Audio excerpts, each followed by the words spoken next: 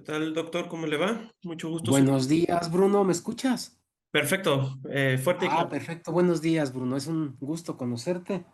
No, no, igualmente, pues muchas gracias por atenderme de un día para otro. Pues bueno, voy a hacer para fines de la entrevista, Sí, Bruno. una pequeña introducción. Estamos con el doctor Eduardo Fernández Guzmán, el doctor en Historia Moderna y Contemporánea y profesor investigador del Departamento de Estudios Culturales, Demográficos y Políticos de la División de Ciencias Sociales y Administrativas de la Universidad de Guanajuato, así como miembro del Sistema Nacional de Investigadores del CONACYT, ¿es correcto?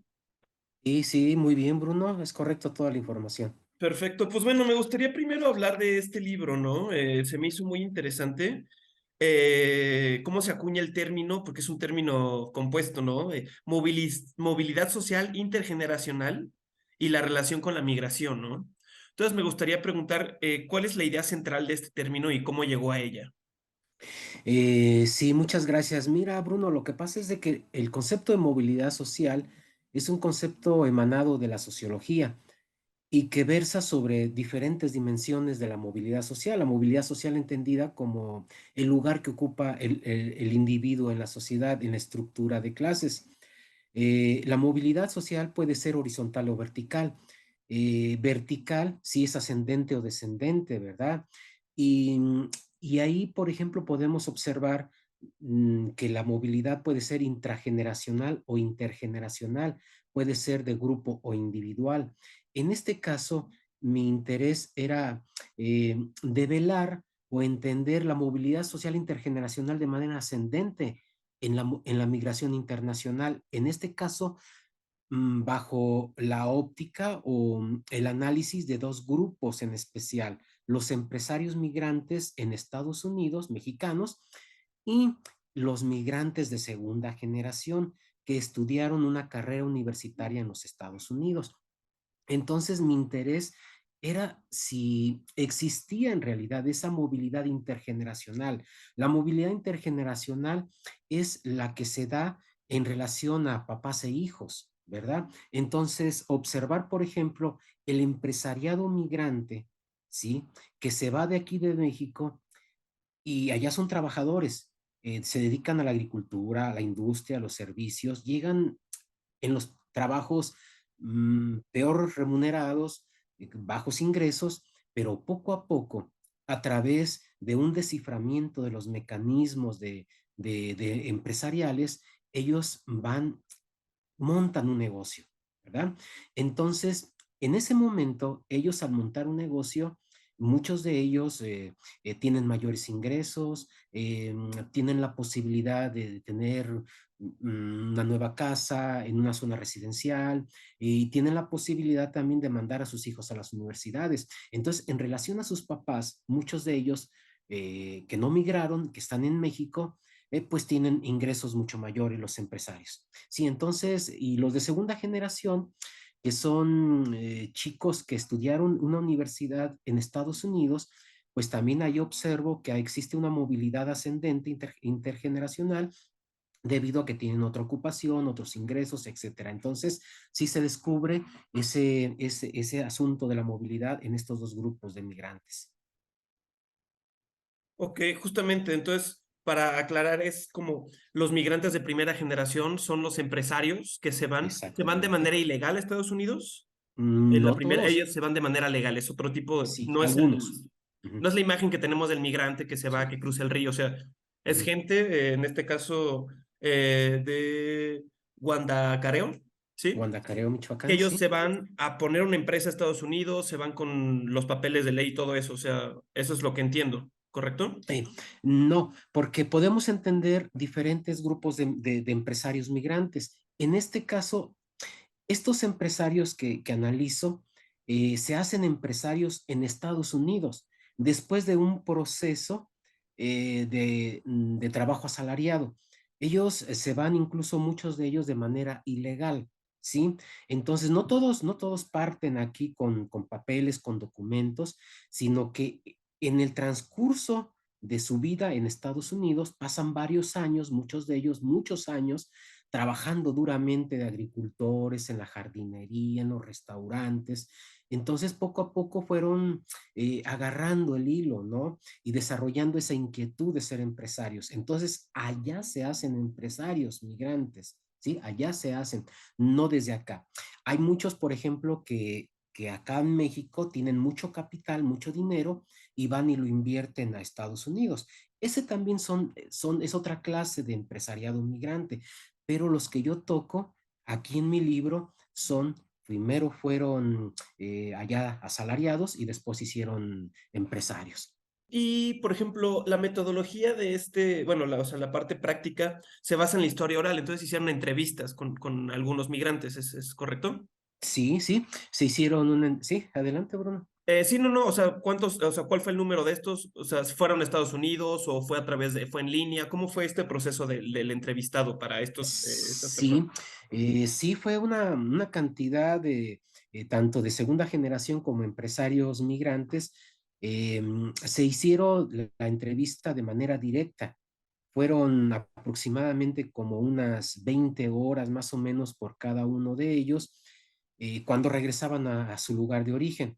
Ninguna entrevista fue de manera virtual, salvo algunos de segunda generación, pero todos los empresarios migrantes que tienen una característica, tienen muchas visitas a su lugar de origen. Son los que presentan mayores visitas a su lugar de origen por la capacidad remunerativa que tienen, porque ellos también muchas de las veces tienen inversiones en el lugar de origen.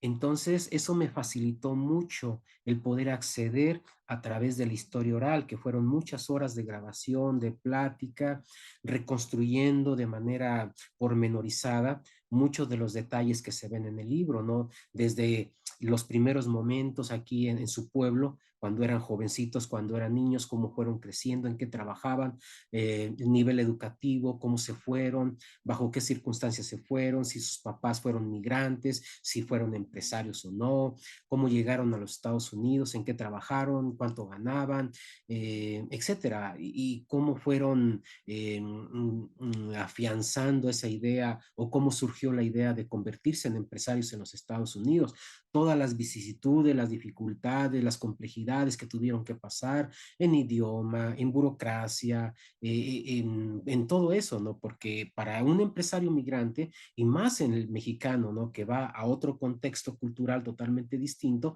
sí es luego muy complicado hacerse empresario. Entonces, esa es la reconstrucción a través metodológicamente de la historia oral, donde se brota todo ese tipo de información y que da cuenta en el libro. Haciendo un retroceso, la parte previa del libro, ¿qué es lo que te llevó como a estudiar porque el sujeto de bueno, hay muchos sujetos de estudio, pero aquí se estudia la movilidad social como tal, ¿no? ¿Qué te Ujú. lleva a estudiar la movilidad social y cómo acabas investigando el fenómeno que pasa en este pueblo de Michoacán, Guandacareo? Sí, mira, para empezar, yo soy de Guandacareo, soy originario de esa población, entonces no sé si sea una ventaja o desventaja metodológica, porque se puede a través de observación participante estar en un proceso de años observando el fenómeno. He observado el fenómeno desde niño con mis vecinos, familiares, amigos, compañeros de escuela, una fuga increíble de recursos y de gente que se fue a Estados Unidos, que me fue llevando a sociabilizar en el fenómeno, a observarlo, a entenderlo, a sensibilizarlo, ¿no? Soy de esa población y por lo tanto, pues he ido acompañando. Mis tesis de licenciatura, de maestría y doctorado son de migración. Esa es mi línea de investigación, es lo que prácticamente he trabajado a través de los libros, a través de los capítulos del libro, a través de los artículos, casi versan todo, en su totalidad sobre migración internacional. ¿Por qué estudio la movilidad social? Bueno, porque para empezar me acerqué yo en mis lecturas allá hace mucho tiempo en el concepto de movilidad social de Peter Burke, ¿no? En un libro muy bonito sobre teoría social y ciencia histórica, que invita a reflexionar los conceptos sociológicos en el quehacer histórico. Entonces, me surgió esa inquietud de entender este concepto en la historia y siendo yo alguien que trabajaba en la migración internacional, pues tomé como agenda de investigación el concepto de movilidad social y ahí estoy desde hace tiempo, ¿no? Estudiando la cuestión del retorno, la movilidad ascendente y descendente. ¿Por qué? ¿Por qué precisamente este tipo de cuestiones? Mira, mi tesis doctoral fue sobre retorno e inversión migrante. Entonces ahí descubrí que el retorno de migrantes, cuando invertían, reconstruyeron las élites locales, le dieron a la arquitectura, al paisaje arquitectónico, un nuevo cariz, una nueva perspectiva, cambió totalmente la población en la que los retornados influyeron. Entonces dije, la movilidad, ¿cómo el concepto de movilidad puede ser utilizado en la migración? Y bueno, a nivel internacional sí se ha estudiado mucho o más el concepto de movilidad social en el terreno de la migración. En México no tanto. Y en México no se ha estudiado tanto y mucho menos comparativamente vista a los empresarios migrantes y a segunda generación. Yo creo que esto es lo que le da un tanto la novedad y la frescura al tema.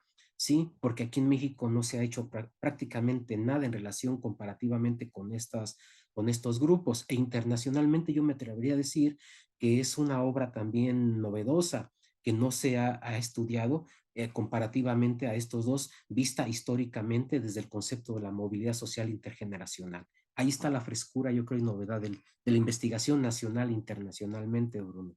Me llama mucho la atención, por ejemplo, que, o sea, se me hace súper interesante que tú siendo o sea, de la población, desarrollaste un estudio, una metodología a partir de lo que ves y lo que te inquietó toda tu vida, ¿no? Es como, me recuerda un poco esto de la observación participante y las metodologías horizontales, en la que son las propias personas que desde adentro observan un fenómeno y lo categorizan y lo estudian, ¿no? No es alguien que llega desde afuera y lo problematiza, ¿no? Sino más bien es un fenómeno de tu día a día. Imagino que tendrás algún familiar o algún primo o algún amigo que se fue y regresó o que nacieron allá. ¿Cómo haces este proceso para separar como esta parte personal y la objetividad académica, por ejemplo? Qué interesante pregunta. Y en las ciencias sociales yo creo que uno no está desprovisto de la subjetividad, es parte misma de las ciencias sociales, ¿verdad?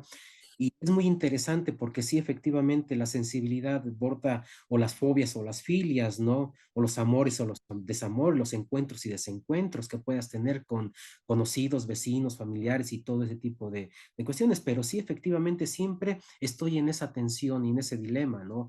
De que siempre mi trabajo es de corte científico, pero siempre la pasión, el gusto, el saber que aquel estoy analizando, que me es conocido, que incluso hasta es mi familiar o conocido de décadas. Sí, trato yo siempre de separar eso y ese es precisamente el gran reto que en las ciencias sociales luego tenemos, ¿no?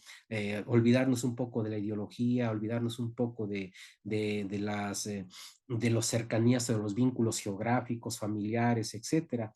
Pero bueno, pues yo creo que es inevitable la subjetividad, la pasión es inevitable y más en las ciencias sociales, ¿verdad?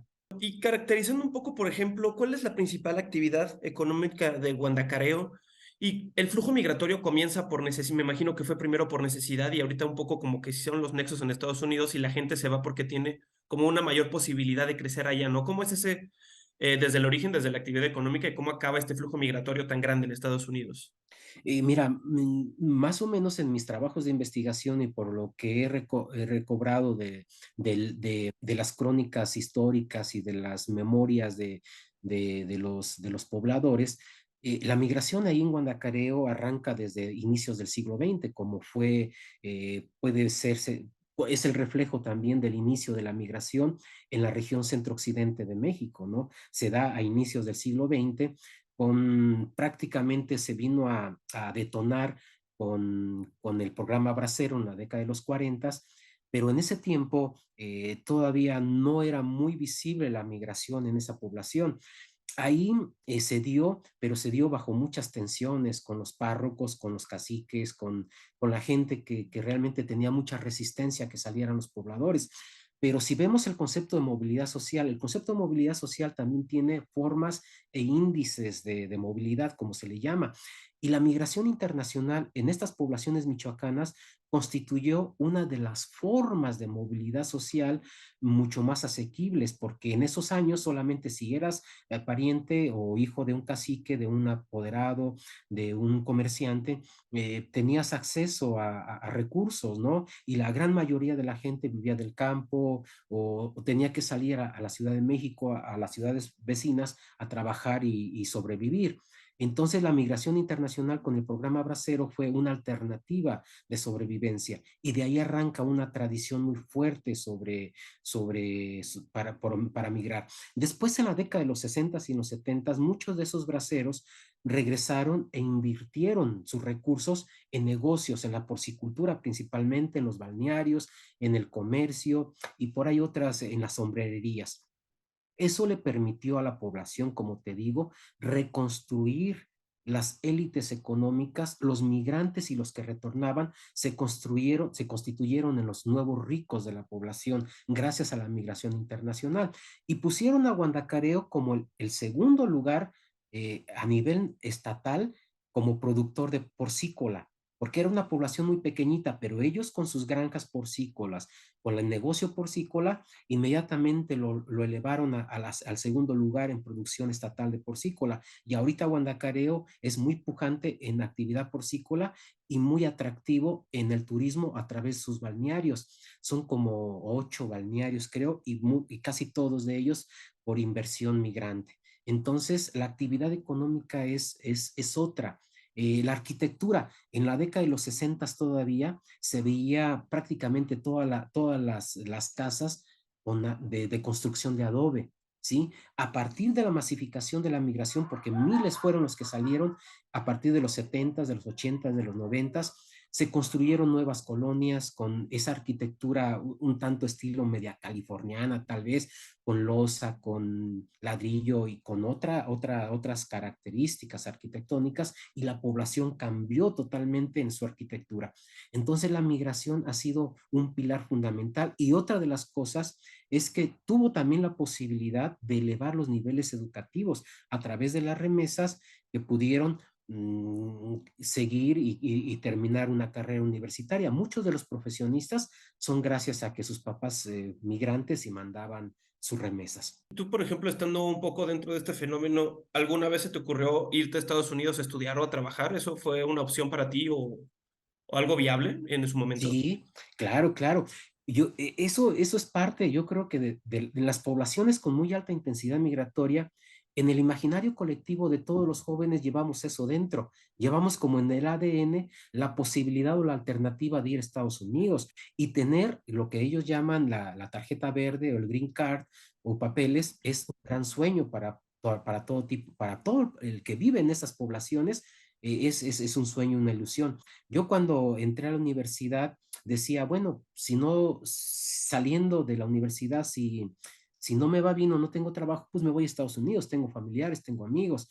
Entonces tenía ese soporte, como ese soporte, ese colchón que me permitía. Después, por los avatares del destino, eh, quedé desempleado yo, entonces sí, pagué un coyote para irme para Estados Unidos, pero yo digo que por fortuna al coyote se le olvidó pagar mi boleto de avión y me regresó el dinero y yo cambié y desistí de irme a Estados Unidos.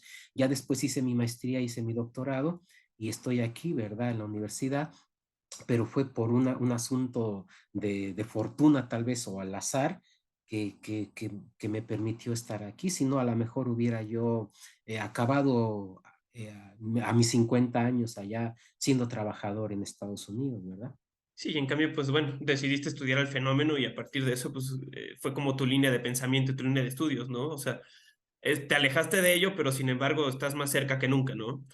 Hay algo Sí. que me causa mucha curiosidad, por ejemplo, los de segunda generación que estudiaron allá, hablan inglés como lengua, o sea, todo eso, ¿cómo son sus nexos con el pueblo, pues, de sus padres, de sus abuelos? O sea, ellos regresan, hablan español, ¿cómo es esta conexión que ellos tienen con México? Sí, precisamente en el último capítulo del libro que habla sobre la segunda generación, trato también de, a través de la historia oral, reconstruir todas sus vicisitudes, sus experiencias, el desarrollo desde niños hasta ya adolescentes y muchos adultos, ¿verdad? Entonces, precisamente hago una reconstrucción cultural, ¿no? De idioma, que si manejan, sí, todos manejan los dos idiomas a la perfección y la gran mayoría les gusta más el español que el inglés. Eh, Tienen un fuerte vínculo con la cultura mexicana a través de su comida, de la música, de las visitas permanentes que hacen a su población del origen de sus papás. Los visitan frecuentemente, están al pendiente de las festividades, de las fiestas, etcétera. Ellos dicen que mantienen un fuerte vínculo, también tienen muchos amigos y viven de cerca y están preocupados por lo que le pasa a su comunidad, por su cercanía, por sus visitas, etcétera. O sea, son gente de segunda generación que aun cuando tienen un trabajo remunerativo muy bien en Estados Unidos, muchos de ellos también se han hecho ya empresarios, emulando el ejemplo de sus papás, pero tienen un fuerte vínculo con México y ellos sí les gustaría hasta cierto punto regresar, pero bajo ciertas condiciones institucionales entre otras cosas. Pero de que tienen un fuerte vínculo, tienen un fuerte vínculo. Interesante. Y por ejemplo, ¿hay algún otro caso de estudio o lugar que tenga como estas características? Porque normalmente, o para mí el imaginario colectivo es que la gente se va por mera necesidad, que tienen condiciones deplorables, ¿no? Estas imágenes que vemos de los migrantes en Michoacán y fuera de Michoacán, ¿hay como manera de replicar este tipo de estudio con estas características, estos conceptos en algún otro lugar? Yo creo que sí, sí es replicable, porque en todas las poblaciones de muy alta intensidad migratoria o mediana intensidad migratoria, como sea, yo creo que hay muchos casos de éxito de migrantes que se han dedicado a emprender o que se han ido a estudiar y se quedan allá, o segunda generación que viven estas mismas características, ¿no? O poblaciones que también han recibido una fuerte influencia de la migración y que han detonado inversiones, que han detonado negocios y que han presentado índices de calidad de vida, ya sea alimentación, salud, vivienda, etcétera. O sea, sí se puede replicar, ¿no? Sí, efectivamente. Lo que me pregunta, sí es factible. Y bueno, también una pregunta que va ligada es, cuando tú escribes esto, esto me parece interesante, ¿para quién va dirigido? ¿O qué parte es más como para la parte familiar, amistades o sea, de tu conexión con tu pueblo? ¿O va más en la parte académica para los estudiantes? ¿Cómo es este proceso de cuando haces este trabajo? ¿Quién te gustaría que lo leyera? Esa es una muy buena pregunta y de verdad yo quisiera y lo hice pensando precisamente en diferentes auditorios, ¿verdad? Te los voy a decir, ¿no? Por orden de importancia, como políticas públicas. Yo creo que las secretarías del migrante, a través de las políticas de gobierno, se puede implementar muchas cosas en relación con el aprovechamiento y detonación de la inversión migrante. Y de la segunda generación tampoco se pueden olvidar, porque este es un asunto que acá en México como que no está muy visibilizado. Se hablaba de los Dreamers, que es también otro asunto de segunda generación, pero fue un asunto muy coyuntural. El discurso oficial político está muy delimitado en la cuestión de las remesas, en cuestión de cuánto le pega a los indicadores macroeconómicos o microeconómicos, ¿verdad? Pero más allá existe una serie de cuestiones que se pueden aprovechar en política pública. Para las políticas públicas yo creo que sería muy interesante, ¿no? Porque son temas que luego son un poco descuidados, ¿no? Y que se delimita en la cuestión gubernamental y en la política pública solamente a ciertos tópicos, ciertos aspectos del tema de la migración, cuando hay muchísimos otros que tratar, por ejemplo, los asuntos psicosociales, los efectos psicológicos, culturales, muchos otros, ¿no? Que bien podrían desde la política pública incidir mucho en el fenómeno. Es académico, ¿no? Otro de las audiencias que está pensado es para los especialistas, para los migrantólogos, para los estudiosos de la migración, ¿no? Como un elemento extra o novedoso en la temática migratoria, ¿no? Porque teórica, temática, es una propuesta desde mi punto de vista que puede abonar algo novedoso al tema de la migración internacional. Otra es a los migrantes en general. Los migrantes en general yo creo que les va a interesar el tema porque se les va a hacer, yo creo, un tanto atractivo entender y estudiar, analizar un tópico como el empresariado migrante, ¿no? Porque generalmente uno se lleva la impresión de que el migrante es como un grupo homogéneo, ¿no? De que se van, están en el campo, en la agricultura, etcétera, etcétera, ¿no? Pero no es cierto, ¿no? Ya hay un grupo muy nutrido que va creciendo y también la parte de la segunda generación, ¿no? Que están estudiando en carrera en universidades prestigiosas en Estados Unidos y bueno, etcétera.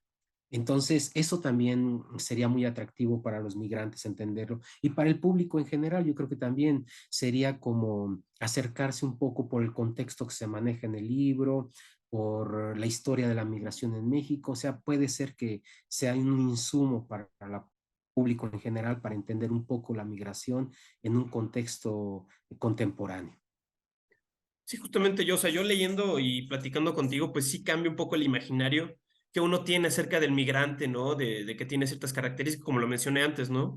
Uno, por ejemplo, no, este concepto de pues el migrante empresario y todo eso es algo que no se maneja, ¿no? Entonces sería muy bueno meterlo como en el concepto, en el inconsciente, en la cultura, ¿no?